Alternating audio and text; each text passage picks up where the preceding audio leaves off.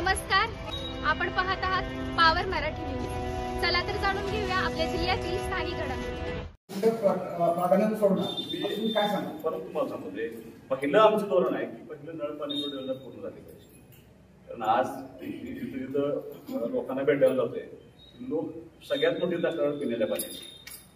त्यावेळेला आता 95 साली भाजप सेना केंद्र सरकारला पैसे दिले होते योजनेसाठी, 2016 साली परत भाजप सेनेने पैसे दिले 32 कोटी रुपये आले होते। काय झाला हा तो संशोधनाचा प्रश्न आहे। आम्ही परत 2024 मध्ये या शहरासाठी पैसे मंजूर झाले, त्या स्कीमचं काम चालू आहे। रोज पाणी मिळावं, 24 तास मधलं खूप अवघड आहे आज, पण आपल्या गावातल्या सगळ्या माणसांना रोज पाणी मिळावं। आणि ते पाणी देत असताना आज 3.5 पाणी पडते, 100 दिवस सुद्धा 365 दिवसात 100 दिवसात पाणी आपल्याला येत नाही। रोज पाणी मिळावं आणि ही जी आम्ही अख्खी स्कीम करतोय ती सोलरला कन्वर्ट करतोय आता। त्याचं लाईट बिल कमी व्हावं, त्याचा भार या शहरातल्या नागरिकांचा कमी व्हावा आणि ती पाणीपट्टी 1000-1500 रुपयेपर्यंत यावी असं आमच्या त्या ठिकाणी करतो। पहिला अजेंडा आमचा आहे।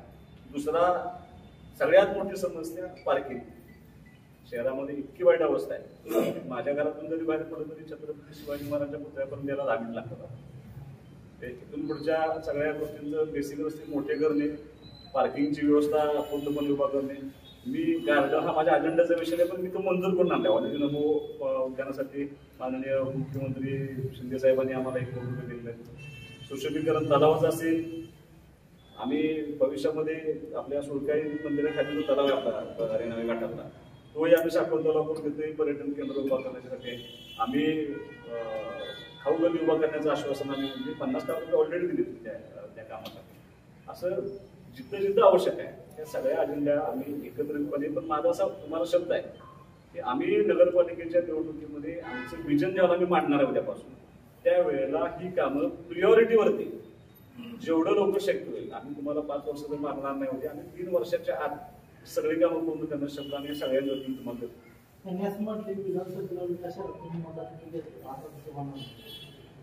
असं कसं असेल, हे माझं स्पष्ट मत आहे की मी आता तुम्हाला आठवतं बघा, बरोबर 1 वर्ष झालं या सगळ्या प्रक्रियेला। विधानसभेचा उद्या विधानसभेचा निकाल होता, विधानसभेचा निकाल होता। शेवटची जी पदयात्रा झाली माझी, त्या पदयात्रेला समारोप करत असताना प्रचाराचा मी छत्रपती शिवाजी महाराजांच्या पुतळ्यासमोर त्यांच्या साक्षीने असं सांगितलं होतं की मला पूर्ण आत्मविश्वास आहे की शहरातले लोक माझ्या पाठीमागे उभा राहतील, मला लीड देतील आणि ते लीड ते विधानसभेसाठी नसणार, ते लीड नगरपालिकेसाठी निवडणुकी असतील, नगरपालिका निवडणूक ह्या यासाठी असेल। आणि आज आत्मविश्वास तो आजही माझ्याकडे। अच्छा, तो खूप म्हणजे तयार केलेला नव्हता। मी खरेदी फ्री सेंटरवर उभा राहिलो होतो, शाळेचे लोक मुलं गेटमध्ये चढून मला हात मारून बोलवायला लागले। मी जात नव्हतो, कंपाऊंड मध्ये चढतात म्हणून मी गेलो, तर त्या मुलांनी परत शेक हँड करायला हे करायला खूप असं ठरवून नाही। आज विट्यामध्ये 4 जागी भाजी मंडईचे भाजी विक्रेते बसतात। आधीच आपल्या विट्यामध्ये पार्किंगची अवस्था वाईट आहे आणि हे रस्त्यावरती जे भाजी विक्रेते बसतात ह्यांची काय सोय केली जाईल आपल्याला? ते आम्ही तेच सांगतो, मी परत सांगतो तुम्हाला की विट्यामध्ये भाजी मंडई नाही, तो आहे तो आठवडाभर झाला आहे। भाजी मंडईची व्यवस्था गेल्या 40 वर्षामध्ये आपल्याला दुर्दैवाने करता आली नाही। 40 वर्षापूर्वी असलेलं गाव आणि आजचं गाव याच्यामध्ये जमीन आसमानचा फरक आहे। आज 4-4 किलोमीटरचा विस्तार या गावाचा छत्रपती शिवाजी महाराजांच्या चौकापासून झालाय। मला असं वाटतं की आता लोकांच्या गरजेनुसार, मग समजा मार्केट कमिटीमध्ये भाजी मंडई एखादी उभं करता येते का, शिवाजीनगर मधून सुद्धा माणसाने इथंच यायचं आणि रेवानगर मधून सुद्धा माणसाने इथंच एका ठिकाणी यायचं, त्याच्यापेक्षा अशा 3 ते 4 ठिकाणी आपल्याला भाजी मंडईची व्यवस्था करता येते का सगळ्या रोडला, यासाठी आम्ही जागेचं परत, कारण दुर्दैवानं नगरपालिकेने कुठे जागा ताब्यात घेतलेली नाही। आमची सत्ता आल्यानंतर पहिलं काम असेल की ह्या सगळ्या मूलभूत सुविधा आहेत, तुम्ही म्हणता ते अगदी रस्ता आहे, हे आता विस्तारित केलं पाहिजे। भाजी मंडई 2, 3, 4 ठिकाणी वेगळी झाली पाहिजे, तरच हे पार्किंगचे प्रश्न, ट्रॅफिकचे प्रश्न आणि मार्केट सुधारण्यासाठी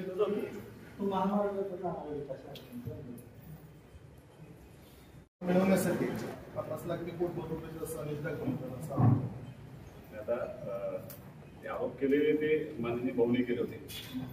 मी अशा संस्कारात पडलो की मी माझ्यापेक्षा वयाने मोठ्या असणाऱ्या व्यक्तीला टिप्पणी करणार नाही। माझं मला मत चालतं की आमच्याकडे नगराध्यक्ष पदाच्या उमेदवारांनी तुम्हाला 27च्या 27 उमेदवारांची ओळख करून दिली आणि ती ओळख करून देत असताना त्या उमेदवारांची शैक्षणिक पार्श्वभूमी, कौटुंबिक पार्श्वभूमी किंवा समाजामध्ये त्यांनी काय काम केले हे सगळं विशद करण्याचा प्रयत्न केला. आणि मला असं वाटतं की यातल्या बऱ्याचशा उमेदवारांच्या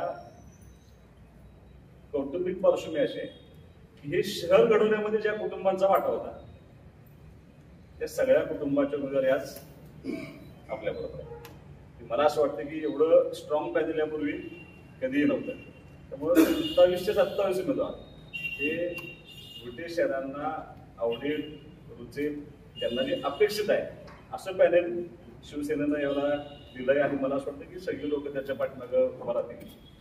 त्यांना दुसरं असं आलं पाहिजे की उमेदवार मिळत नव्हते म्हणून कोट रुपयेचा आमिष देऊन आम्ही या उमेदवारांना उभा केलं. तर यापूर्वीचा इतिहास बघितला तर मला असं वाटतं की शहरातल्या अगदी लहान मुलांपासून माहिती आहे की पैशाची उमेदवारी कोणाची असते, धनशक्ती होतं जनशक्ती हे कोणाच होतं. हे जर पैशाची उमेदवारी आमच्याकडे असते तर 2016 साली तुम्हाला निकाल वेगळा दिसला असता. त्यामुळे पैशावरती निवडणूक आम्ही करणार नाही. आम्ही हे 100% जे विकास काम केले त्या विकास कामाच्या जोरावरतीच आम्ही निवडणूक करणार. माझा तुम्हाला उलटा प्रश्न आहे की आमच्या कुटुंबातला एकच उमेदवार आहे. आज 13 प्रभाग जर धरले तर 13 प्रभागामध्ये तुमच्या कुटुंबातले किती उमेदवार? प्रभाग क्रमांक 2, प्रभाग क्रमांक 6, प्रभाग क्रमांक 7 या 3 प्रभागामध्ये तुमच्या कुटुंबातला उमेदवार आहे. प्रभाग क्रमांक 11 आणि 12 या 2 प्रभागामध्ये एका कुटुंबातला उमेदवार आहे. प्रभाग क्रमांक 4, प्रभाग क्रमांक 5, प्रभाग क्रमांक 11 आणि या 3 प्रभागामध्ये तुमचे कर्मचारी उभे आहेत. कोण बँकेत आहे, कोण शाळेत आहे. म्हणजे 13 प्रभागामध्ये 9 प्रभागामध्ये तुम्हाला घरातला माणूस आहे. म्हणजे तुम्हाला कार्यकर्त्यांची तुमच्याकडे वनवा आहे. आमचं जे पॅनल आहे हे शिवसेनेचं पॅनल हे विटे शहरातल्या सर्वसामान्य कार्यकर्त्यांचं पॅनल आहे. इथं कुठंही नेत्याच्या घरातला किंवा एका कुटुंबातले 10-12 असं कुठं उभा नाही. मला असं वाटतं की हे आत्मपरीक्षण त्यांनी करायला पाहिजे. म्हणजे हे भाऊंकडून अपेक्षित नाही, वैभवकडून फार अपेक्षित आहे.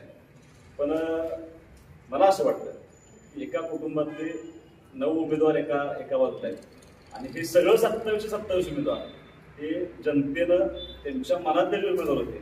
सगळी मंडळी शिवसेनेच्या बाजूने उभा आहेत. त्यामुळे मला असं वाटतं की असं काही नाही. त्यांनी असं सांगितलं की विकासाच्या गप्पा हवा केल्या जातील. हवा नाही, तुम्ही ज्या रस्त्यावरून रोज जाता तोही रस्ता आम्हीच केला.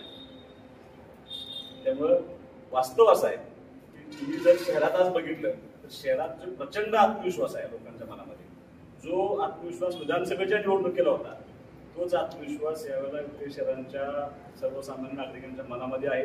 आणि माझं आजही मत आहे की लोकांचा निर्णय झालाय या वेळेला आमच्या विटा शहराच्या नगरपालिकेवरती भगवा पडतील.